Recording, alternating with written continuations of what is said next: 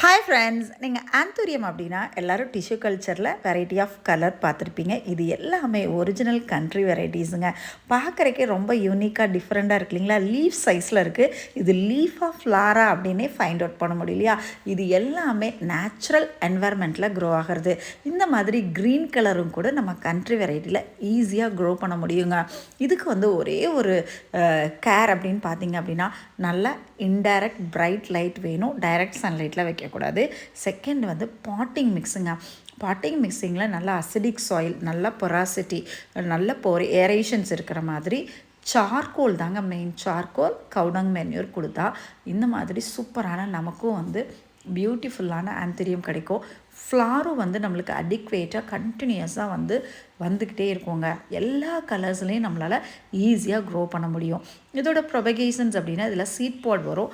அதை எடுத்து நம்ம சாயிலில் வைக்கும்போது நம்மளுக்கு சின்ன ஆந்தூரியம் வரும். அப்படி இல்லை அப்படின்னா இந்த மாதிரி கண்ட்ரி வெரைட்டிஸில் சைட் பிரான்ச்சஸ் வந்துகிட்டே இருக்குங்க. அதை எடுத்து நம்ம செப்பரேட் பண்ணும்போது ஒரு பெரிய ஆந்தூரியம் கார்டனே நம்மளால் மேக் பண்ண முடியுங்க.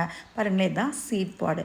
அதே மாதிரி இந்த மாதிரி பிக் சைஸ் ஃப்ளார் வேணும் அப்படின்னு சொன்னால் நம்ம எந்த ஒரு கெமிக்கல் ஃபர்டிலைசரை ஆட் பண்ணாமல் நேச்சுரலான ஹியூமிடிட்டி மெயின்டைன் பண்ணாவே சூப்பரான ஆந்தூரியம் நமக்கு கிடைக்குங்க.